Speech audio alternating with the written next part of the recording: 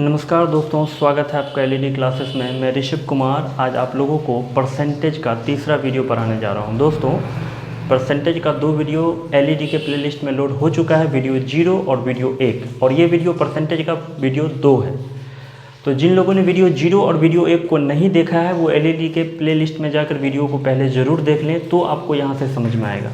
दोस्तों, तो चलिए वीडियो को शुरू करते हैं। आप जैसा देख सकते हैं यहाँ पे लिखा हुआ है टॉपिक हमारा प्रतिशत में वृद्धि या कमी।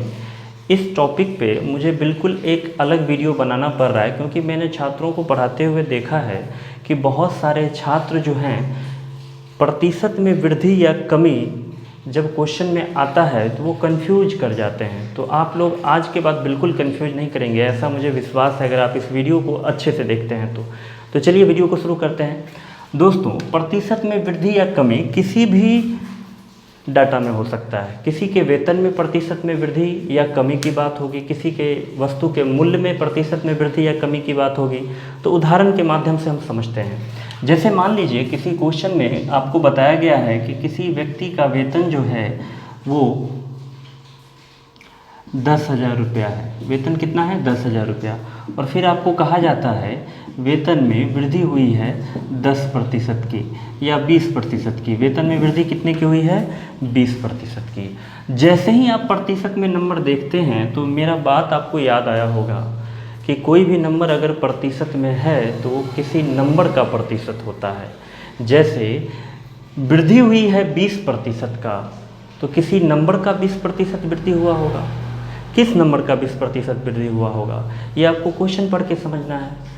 तो दोस्तों, एक व्यक्ति के वेतन में 20% वृद्धि हुई, यानी उसका वेतन जितना होगा उसका 20% वृद्धि हुई।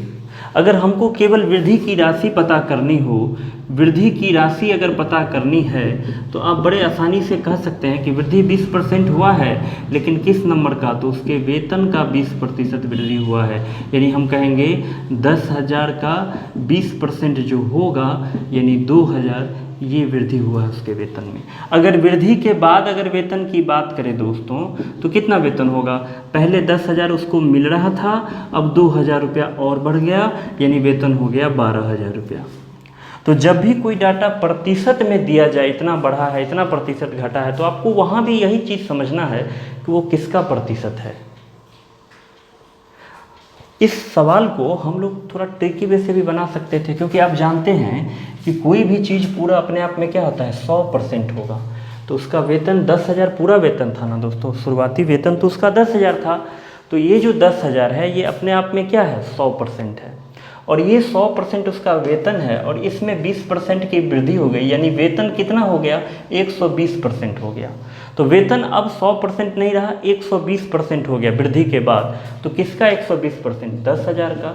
तो वृद्धि के बाद अगर हमको निकालना हो वेतन, तो 10,000 का 120% निकाल देंगे तो हमको एक बार में पता चल जाएगा कि उस व्यक्ति का वेतन वृद्धि के बाद 12,000 रुपया हो चुका है। कुछ और उदाहरण से समझिए। जैसे मान लीजिए किसी वस्तु का मूल्य है 500 रुपये, और हम कहते हैं कि इसके मूल्य में कमी हो गई है। कितने परसेंट की? 10% की कमी हो गई। अब आपको यहाँ समझना है कि ये जो 10% की कमी हुई है ये भी किसी नंबर का, क्वेश्चन पढ़ के समझ में आएगा कि क्वेश्चन में कहा गया वस्तु के मूल्य में 10% की कमी हो गई, यानी ये जो 10% कमी हुआ है वो उसके मूल्य का 10% कमी हुआ है। तो दोस्तों, उसका मूल्य कितना है? 500। तो अगर कमी की राशि निकालनी है तो 10% निकालेंगे किस नंबर का? उसके मूल्य का। तो 500 का 10% कितना आएगा दोस्तों? 50 रुपया होगा। तो ये उस वस्तु के मूल्य में कमी हुई है। अगर हम बात करें कमी के बाद मूल्य कितना होगा, तो कमी के बाद मूल्य होगा 500 में से 50 रुपया माइनस कीजिए, यानी 450 रुपया। अगर आप इसको थोड़ा कॉन्सेप्ट से नहीं, ट्रिकी वे में यानी जल्दी बनाना चाहते हैं तो आप उसी प्रकार से इसको भी बना सकते हैं। क्यों? क्योंकि मूल्य जो 500 है ये पूरा मूल्य है, तो ये 100% है। कोई भी चीज़ पूरा 100%, 10% मूल्य कम हो गया, यानी मूल्य 100% जो था वो 10% कम कर दिया गया, यानी अब 90% हो गया। फिर ये किसी नंबर का 90% ना किसका? तो मूल्य 90% हुआ है, यानी मूल्य का 90% हम निकाल देंगे तो क्या निकलेगा? कमी के बाद का मूल्य। तो चलिए आगे और कुछ उदाहरण से हम लोग पढ़ते हैं।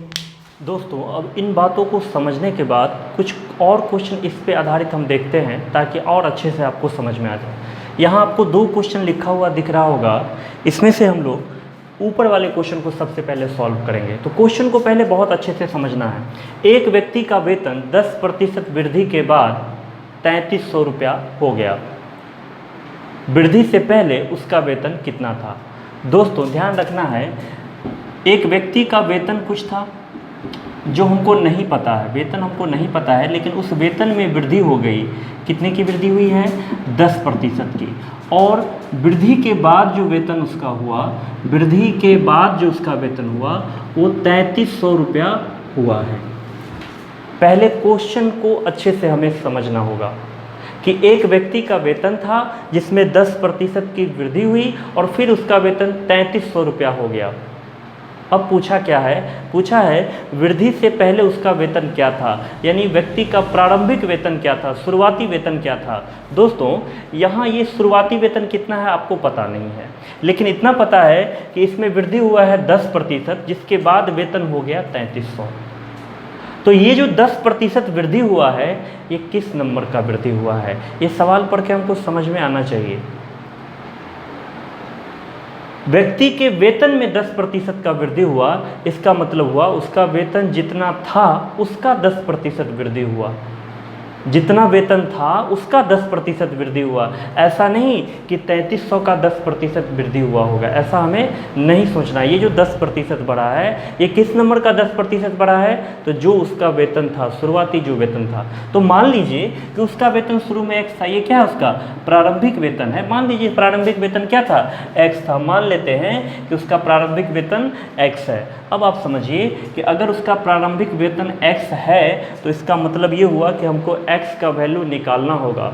और पिछले कई वीडियो में मैंने आप लोगों को बताया है कि x का वैल्यू कैसे निकलता है जब हम कोई इक्वेशन बनाते हैं। तो बिल्कुल यहाँ भी बनेगा इक्वेशन।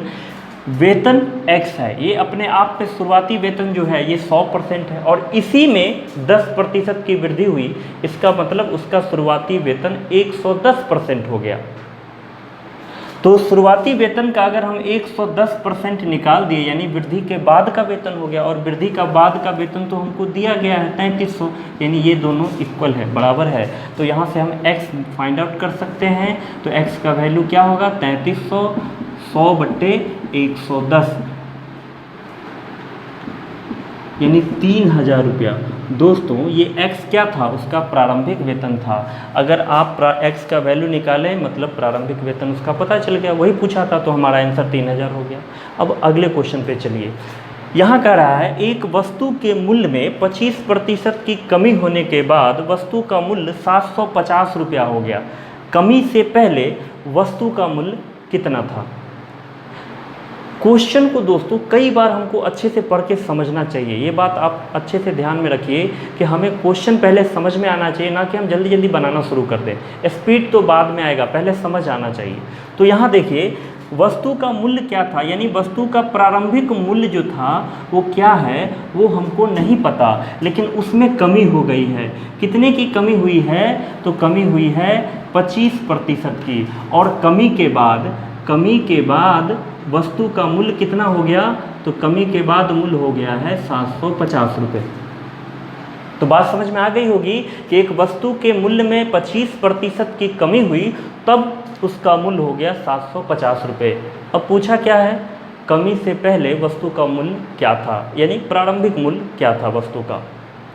तो यहाँ फिर से आपको अच्छे से समझना है, ये जो 25% मूल्य में कमी हुई है ये किसी नंबर का 25% होगा। किस नंबर का? तो सवाल में क्या कहा कि एक वस्तु के मूल्य में 25% कमी हुई, यानी वस्तु का मूल्य जितना था उसका 25% कम हुआ। यानी यहाँ पे वस्तु का मूल्य, शुरुआती मूल्य जो होगा उसका 25% कमी हुआ, और तब जाके मूल्य कितना हो गया? 750। यानी ये जो 750 है ये तो कमी के बाद मूल्य हुआ, कमी से पहले क्या मूल्य था ये तो नहीं पता, लेकिन जितना होगा उसी का 25% कम हुआ। तो मान लीजिए कमी से पहले मूल्य क्या था? x। जैसे ऊपर हमने बनाया उसी तरह इसको भी बनाएंगे। तो ये जो शुरुआती मूल्य है ये x क्या है? हमारा प्रारंभिक मूल्य है। ये जो प्रारंभिक मूल्य है ये अपने आप में कितना परसेंट था 100%, और ये कम कितना परसेंट हो गया 25%, यानी अब ये मूल हो गया 75%। यानी अगर शुरू वाले मूल का हम 75% कर दें, इसका मतलब कमी के बाद मूल हमको निकल गया। ये क्या निकला, कमी के बाद का मूल, और कमी के बाद का मूल कितना है 750, तो ये दोनों बराबर होगा, ये भी कमी के बाद का मूल, ये भी कमी के बाद का मूल, तो दोनों इक्वल है, यानी x अब हमारा फाइंड आउट हो सकता है। तो x बराबर क्या होगा 750 इंटू 100/75, ये 10 बार में कटेगा, यानी इसका वैल्यू कितना आया 1000 रुपया। दोस्तों उस वस्तु का कमी से पहले मूल्य कितना था 1000, यानी 1000 का ही 25% मूल्य कमी हुआ, तब जाके मूल्य कितना हो गया था 750। उम्मीद है दोस्तों ये बात आपको अच्छे से समझ में आई होगी। दोस्तों अब हम लोग अगले वीडियो में सवाल के लेवल को धीरे धीरे बढ़ाते जाएंगे, और आप तब देखेंगे कि बहुत जल्दी आप लोगों का परसेंटेज बिल्कुल क्लियर हो जाएगा। क्योंकि ये जो 3 वीडियो है हम लोगों ने अभी जारी रखा है, तीसरा वीडियो ये हम लोग पढ़ रहे हैं, इन 3 वीडियो को अगर आप अच्छे से देखते हैं तो मुझे पूरा भरोसा है कि आने वाले जो कुछ वीडियो और आएंगे जिसमें हम केवल अच्छे अच्छे सवालों को आपके सामने सॉल्व करेंगे, आपको बड़े अच्छे से समझ में आएगा। तो चलिए दोस्तों वीडियो को यहीं समाप्त करते हैं। Thank you.